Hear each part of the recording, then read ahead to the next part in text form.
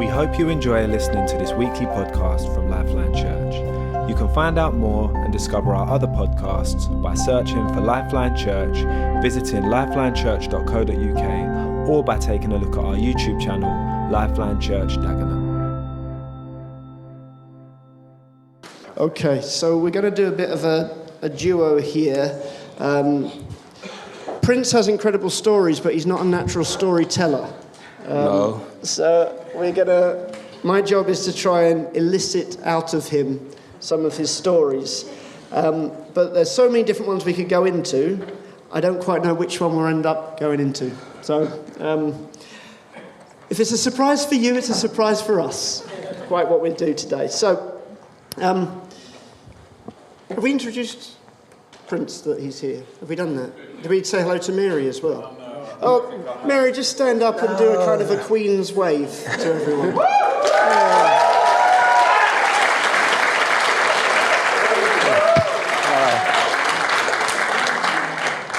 You want to say something about your best wife? Yes, she's special to me. Good morning, everyone. We're pleased to be here again. We feel at home anytime we come back. Thank you for having us. It's getting to a point now that we almost can't introduce you as guests. You just feel so familiar to us. Okay, so Prince has quite a dramatic life, plenty of exciting things, and so trying to get some of the stories out of him has been my life's work, really. And when he was here in January, both he and Mary did a fireside chat, and I think we entitled it something like Tested by Fire, and we looked at a number of occasions because I'd actually taken the time to sit with Prince, and I said, how many times has an event or a group of people sought to undermine what God has called you to be or what God's called the work in Sierra Leone to be? And we counted up about 12 different times there was a serious attack on the work. And that's now up to 13, possibly 14 since January. So we can't keep track of them all. But as Prince was sharing, he often uses this phrase, when God says yes, nobody can say no. And so what I wanted to do this morning was trying to unpack a little bit about, what do you mean by that? Where did that phrase come from? How have you seen that that's God's promise, and how have you seen that that's actually worked out in your life? And to do that, we'll try and delve into some of these stories. So you might not be able to see much of it, but more as an illustration. Here are some of the things that we recorded could have undermined the work. Most of those Prince has been first-hand involved in. So Prince, tell us a little bit about what does this phrase mean to you? When God says yes, nobody can say no. Over the years, it became apparent to me that my destiny is anchored in God. Even when I never knew that He was with me while I was struggling in life, while I was living in different stages in my life, I never knew that He'd already had a plan for me. Of late, it became apparent to me that, yes, it was God who was with me. Otherwise, I would have not been the person I am today. So there was a process of really learning who He is. And you talked to me about the idea of realizing He's the Alpha and Omega. Sure. Even when I never knew, the actual beginning of my own life, others will have to tell maybe my grandparent, but God knew all those background of my life, and even the destination of my life. Of late, it's becoming real to me that, yes, all what I've been going through, it's just like step by step, God is taking me to that destination that He has for me. So He is the Alpha and Omega. He knows my part, my beginning, and He knows the end day of my journey. So if you get this sense of the eternity of God going across a timeline, Prince doesn't know his beginning, he doesn't know where it's going tomorrow, but that falls within the context of a God that knows everything, that has been there from the beginning and the end. And so you talk about that idea of anchoring yourself into a reality of who he is. Can you say anything more about that? So yes, any time in my life when I'm faced with kind of issues or challenges or attack, I've seen God intervene. So I've reached to a point where I've had that confidence that the best place to be is in God, to anchor myself in God. It's not just about, yes, we can do things in the physical, but God has the better answer to whatsoever the challenges might be. He has the better answer. So I find pleasure in anchoring myself in God. So sometimes when there are attacks, many will say, let's go this way. I would say what God is saying in this situation, or let's attack back. In that sense, what God is saying is the best thing to do at the moment. So just, most people would have heard your story, particularly during the Civil War and how you were captured and forced to fight by the rebels. Mm-hmm. Just talk a little bit about how, when you look back, you saw God's hand on you.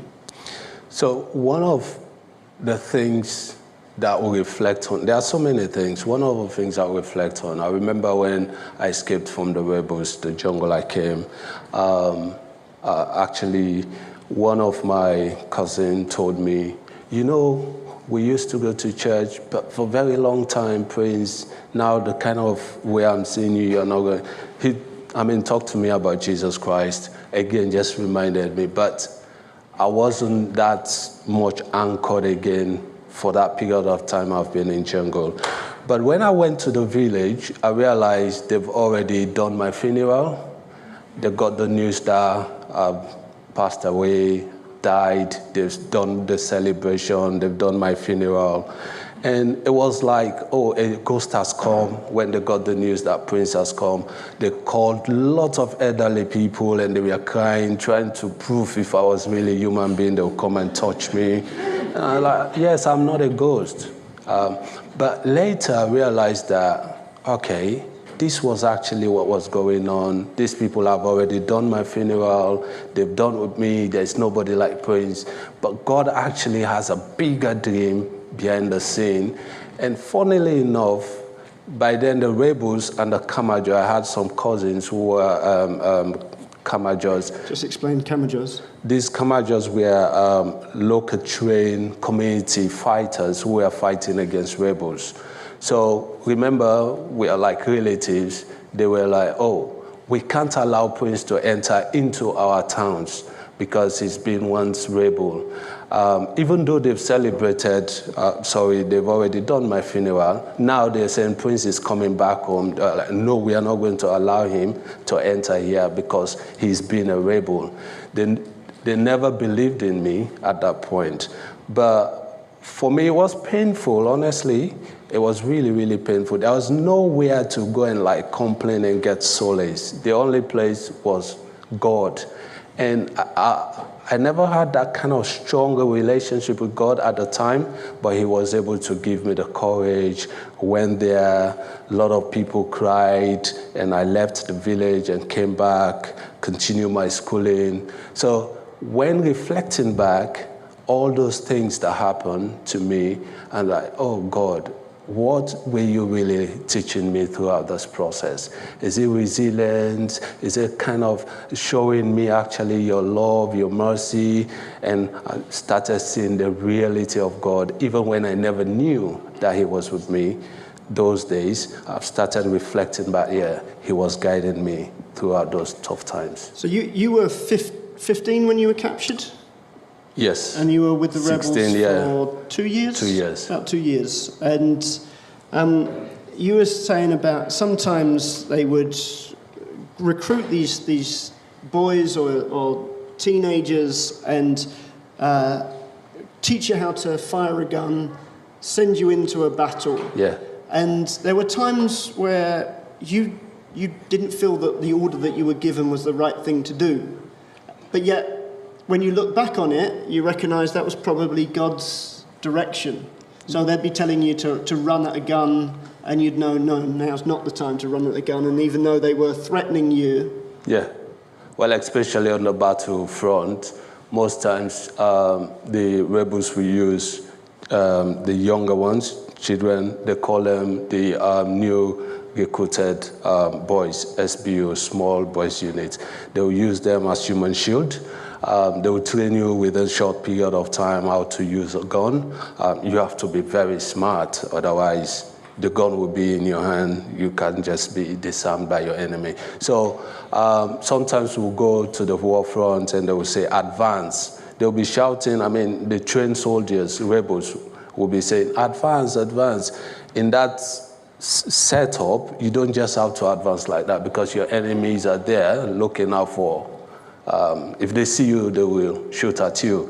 So for me, at sometimes they'll be shouting, advance, even coming, kicking at the boat, but you just have to lie down and wait for the right timing. I would not say I was smart, no, but God guided me also through that. There were some guys who could not actually, the moment they shout advance, they would just stand up and start without knowing the environment, where tactically the enemy is located. And a lot of young people lost their lives during those times. But sometimes I'll be lying, they'll be kicking me. So just comfortable lying. They'll come and kick, move on, guys. But the long and short of it, God took me through all these difficult times. So some of what I'm hearing Prince saying is talking about some of this stuff is not appreciated in the time. It's sometimes looked back and seen. And when you jump back and see all of these different things that Prince has experienced, while we were singing some of those songs earlier, Neil said, what are the battles that you're facing? So these are battles. You guys are facing battles. Not necessarily the same as this, but there's battles. And being able to declare, hallelujah, God above it all. How do we get to that stage? Well, Prince is talking about, there was a sense, but became clearer later on that God was working with him all of that time. But as you're listening to Prince, I want you thinking, what is the battle that God's wanting to show me that he's saying yes in, even if the battle would lead me to think no's going to win? Right, so just talk us a little bit about how God became real to you. So you've said that this is not just a phrase that you've read in a book or that you've been taught, but it's something that you've experienced and know to be true. So how did God show himself to be true? So I think it's about the time I became aware of God being real to me, because even when I never knew he was real, he was with me.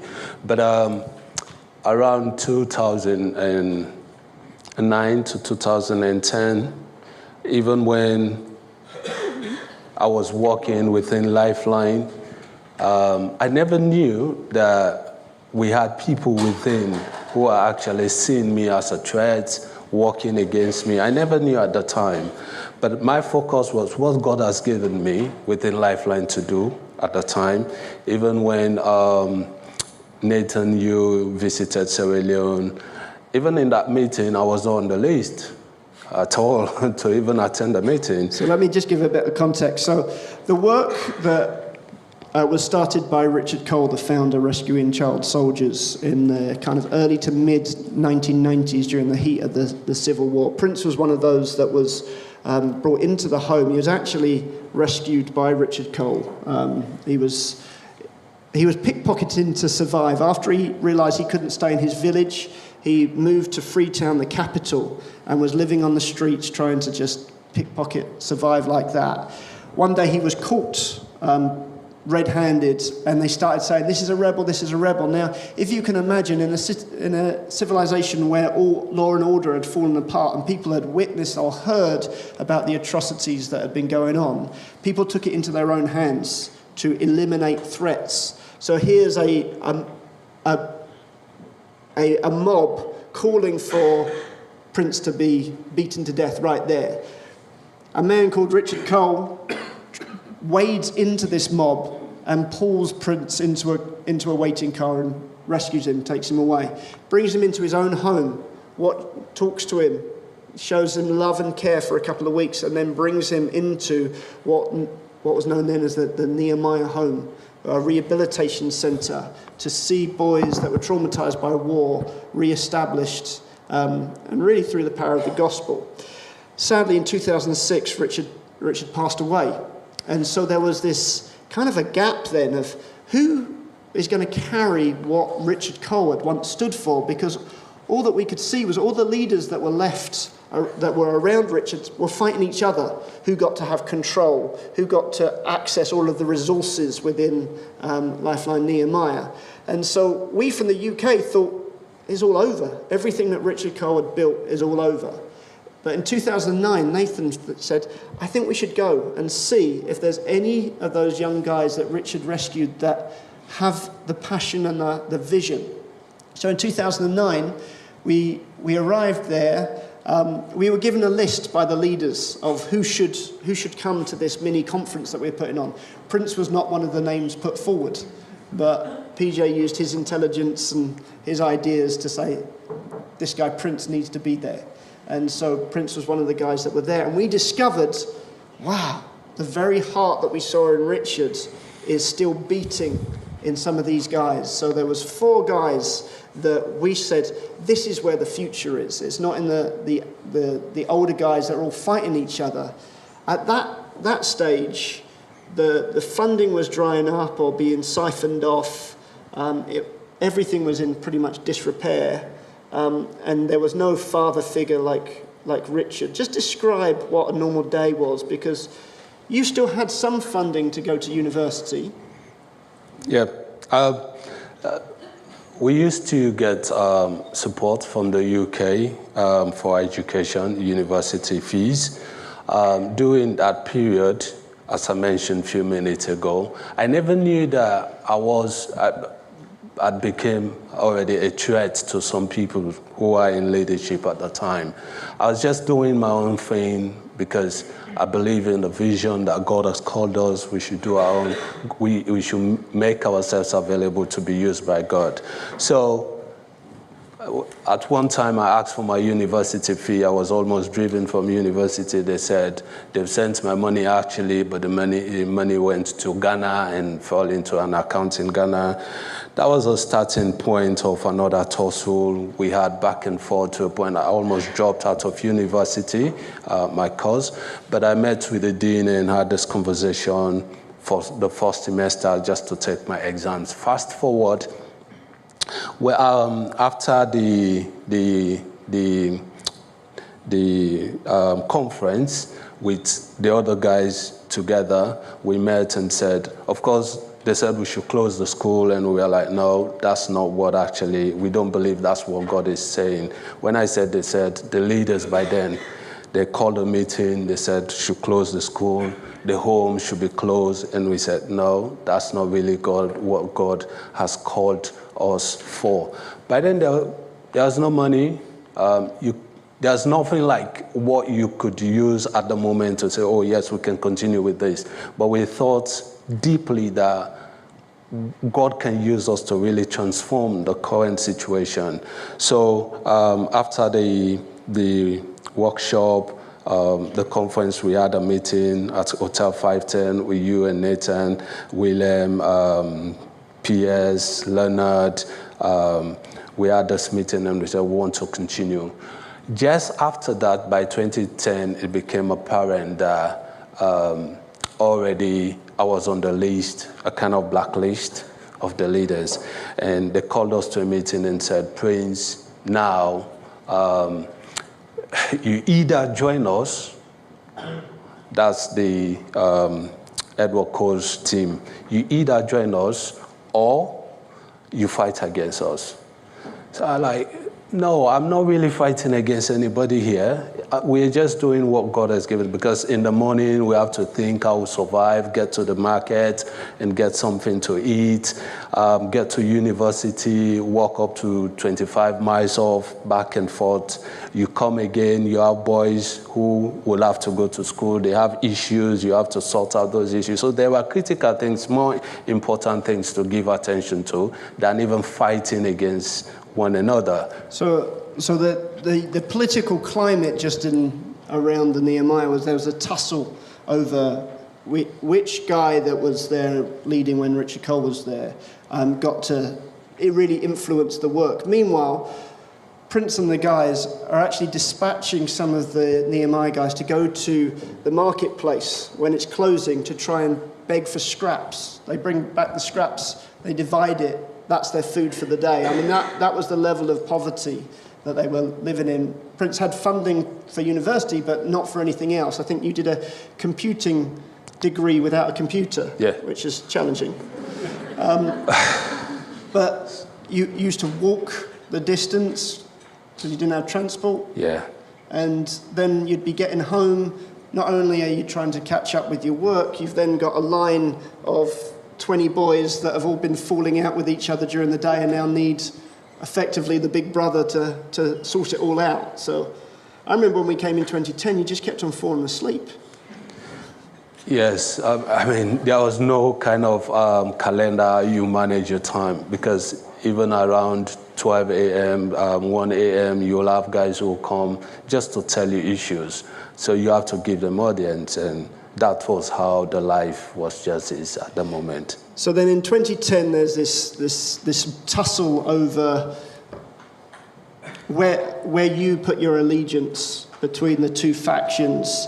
And up until that point, they were happy just to ignore you. But now your profile was being raised, and you are now becoming more of a threat.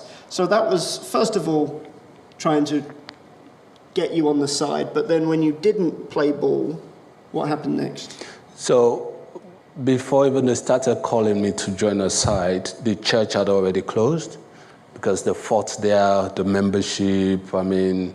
Literally fought on stage. Yes. There was a fight between the two leaders over who held the microphone. Yeah. And that was So they were fighting, one members were walking off. That continued. Since that time, the church actually, it was like a real attack against the work.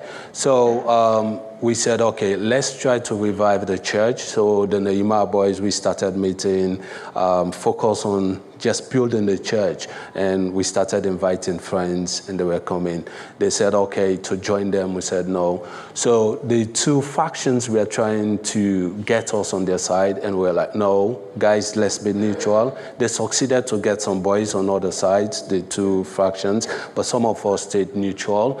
From that moment, they started calling me to a meeting to negotiate. Okay, now because we asked for some money to be doing businesses like show, Premiership, Champions League, we'll buy fuel, Super Sport. The first time we decided to go and buy the dishes, we were called by the coal team and said, oh, we have money.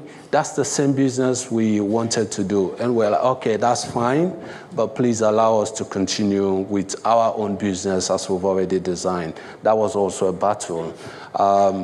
So that's continued to the point that they also hire some of brothers, former Nehemiah boys, who we've lived together, we've shared life together, to come and attack us on a Sunday morning. They were passing with machetes, hoes, nails on sticks. On Sunday morning, they asked them, community people, we are like, where are you guys going? Yeah, we are going to church. They came and attacked us that very morning. It was a fierce fight, to the point the police had to come to really dispatch us. Just repeat what you just said, because I don't think people would heard. So when this armed mob is walking down through the village with machetes, with sticks, with nails put through them, and all kinds of weapons, they were asked, where are you guys going? They said, we're off to church. You get that? Yeah.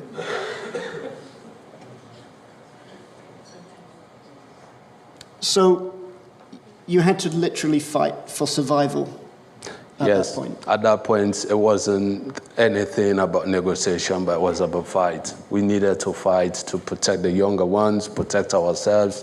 They injured 2 of the boys. We took them to the hospital. They too ran off. We disarmed some of them. Those that brought knives and cutlasses, we disarmed some of them. So you were under physical threat at that point, but you were also greatly betrayed by people that had for years been part of Richard's leadership team that was about building you guys up, supporting you, and meant to be loving you.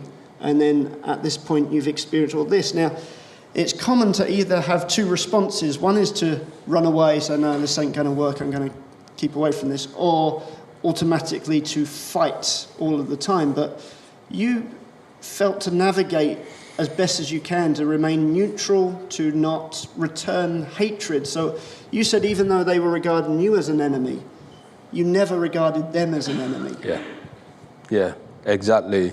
And I think that's, for me, that was the most difficult aspect for all of us that were really working together. Because even the team members, some will say, these are guys that we need not to even talk to. But at some point I would say, why should we not talk to them? I was not actually considered them to be enemy. I saw them at some point that, yes, they made themselves available to be used by the enemy against us. Because this was something like, yeah, we're training boys to be leaders. These were things that they've been saying over the years. These were words that they've been praying for over the years. We've had them, sat together in the room, they've talked about this. All of a sudden, what they've been talking about was just seeing them walking against the thing that they've been talking about. I was like, no, this is not just physical. This is something that they've made themselves available. So I try to engage the guys, and sometimes even those that you try to show love, they break your heart. It's painful sometimes, and for us it was difficult because when Richard was alive, sometimes you go and meet Richard, this is what I'm struggling with. But now there was nobody that you could run to even have this conversation with. So did you get anxious or Definitely, fearful? yeah. Just explain a little bit about that, the evolution for you. So as you became more confident in God, how did it affect your attitude and your behavior in all of these different conflicts? So reflecting back, I think that's the point where really it became more clearer that God was really with me in the process. Because before this time, in Mende we have this saying, Elongoma, I will not forgive. I will retaliate, those kind of things in the past. But I reached to a point where someone would do me something, will help me, but instead of reacting, I would choose to forgive. I remember 2010, 11, 12, when I came here, John talked to me about forgiveness, acceptance and forgiveness. So I went to Daniel, and Daniel gave me some books that related to those kind of subjects. I was reading, and I came across, these were the very things that I've been doing. I never knew that these were the things that really God wants. And I took those books back home and started reading, sharing with the team. And that helped me really to anchor more in God, because before I was just doing it, I had peace, people hurt me, but I was having a peace even in the process. But after reading those books, I realized, I'm on the right track and God is in this. And the inner peace is something that I've relied on. When the Spirit of God is with you, you have inner peace. Sometimes even when everyone is laughing, when my spirit man troubles, I'll be worried. But even when people will be shouting around, things are happening, I have inner peace. God has helped me through. And the more get more relationship with God, stronger relationship with God, the better understand how God operates in this particular subject that we are talking about. When I heard you speak, I kind of see the 3 stages of how you begin to really base your life on who God is. And so, first you've got to realize the promises that God makes. The promises that he's with you, will never forsake you. Effectively that phrase that when he says yes, nobody can say no. So you know it in your head. Yeah. So you got a head grasp. Then there's a point to which the reality of that kind of comes down to your heart. You actually believe these promises, that it's not just contained in there, but there's a desire to live as if it's true. But then almost it's got to get to your hand where you can actually wield the truth like a sword, like a weapon, where you're able to keep hold of what he says even when everything on the ground seems to contradict that and undermine that. And there was a couple of phrases that I remember that came to mind. So V.R. Edman said, "Never doubt in the dark what God has taught you in the light." Would you say that there were temptations at points where everything seemed dark, that you started just accepting that it was just dark? Yes, humanly speaking, at some point I felt, if I started asking myself, why am I still here? I remember there were times when, of late, maybe around 2015 when we lost the baby, and also a lot of accusation around. Mary and I sat back and we were like, why are we still here? Why are we still here with all these things? That was a question. It was only God who helped us to really navigate through, because humanly speaking, we were down. People we rely on, people that we were working with, they were just creating stories, accusing us. Even though when God was using us to really save lives, but internally, we were like tortured. I don't know if you understand that. We were like tortured by what people were saying against us. So God helped us through that. It wasn't easy. We were like, okay, why can't we just quit? And that was probably the lowest I've ever known you to be. So you just come through the Ebola epidemic, you lost your own child at birth, and then there was disunity within the leadership team around you. This was guys that had been part of standing with you when all of the other issues had come up in 2010. You at one point considered quitting. Yes, that's just what I was just trying to explain. What? Who was it that helped at that point? I think let's come back to the phrase, when God says yes, no man can say no. Even for us at that point, we were like, okay, let's quit at this point. But God wanted us to be with him. And we engaged in conversations. Even when we started the conversation, that conversation did not materialize.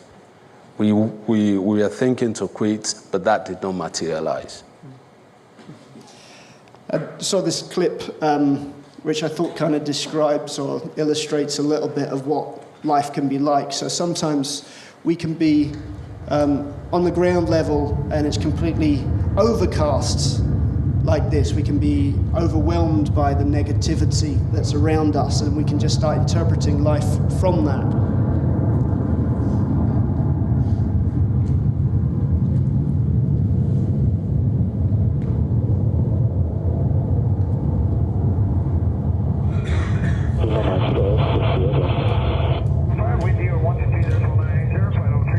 It's so easy in those times to forget that the sun is actually still shining. God is still who he always was and always is and always will be behind the clouds. Another little story that I felt coming to mind when Prince was talking is If you've ever read Narnia, the Narnia series and Horse and His Boy, there's a character in the story called Shasta. That's the main character that you follow through. And he's an orphan. The only survivor of a shipwreck, and his boat just drifts to shore where this fisherman is sitting, and this fisherman raises him. It's not been an easy upbringing for him, and this at one point the adventure starts when this horse comes to him and decides that they're going to escape together. And so there's all these adventures, but there's a lot of trials and tribulations on this adventure. And by the time you get to the end of the book, Shasta's feeling pretty worse for wear, and he ends up talking to this figure that's kind of in the darkness, can't quite work out who it is. And he's just saying, he's explaining his life and what's gone on for him. And so he talks about never knowing his real mother and father and how he'd been brought up by a stern fisherman. He talks about his escape, and during their escape they're chased by a lion. There's a bit one night where he's having to wait by these tombs, and he's scared, and he feels, but this cat comes up to him, and he feels comforted by this cat there. There's points where he's hearing all these beasts howling around him, and then right towards the end of the story, talking about being chased again by this lion, and he's talking to this figure, and he says, "Don't you feel sorry for me, effectively, for the life that I've had? Haven't I had such bad luck?" And the voice says, "I don't consider you having bad luck. So, but to encounter so many lions." So, well, there was only one lion. It's like, "How do you know that?" "Because I am the lion." And it's like, it's like his blood runs cold. And the voice goes on to describe, says, "I was the lion that forced you when you were running away. By appearing, I forced you to meet up with someone else because your paths then crossed when I appeared. I came to you in the form of a cat when you were scared and needed to be comforted in the tombs. I was the lion that drove the jackals away from you. The howling that you could hear was my protection over you. So I was the lion that gave the horse new strength so it could reach to take the message that it needed to in time by chasing you." And he said, "I was also the lion that pushed the boat to land on the beach where that fisherman had been prepared to take you in as his own." And I've always found this story so amazing because Shasta had no idea, did not know that all of these events, there was actually a hand behind it of love and care and comfort. And always come back to that verse when Jacob woke from his sleep, he thought, "Surely the Lord was in this place and I was not aware of it." How often are we unaware? How often do we want to talk about how unlucky our life has been or how grey the clouds are? Yet God wants to run his narrative over top of our action replays. He wants to show how he was there in those times that we didn't know it. Just like Prince could describe, even when he was in the jungle, when he looks back, he said, "The hand of God was on me. He was always close to me. He was always loving me. He was always saying yes, even though everybody else was saying no." So Prince, how do I get this confidence in God that you've described?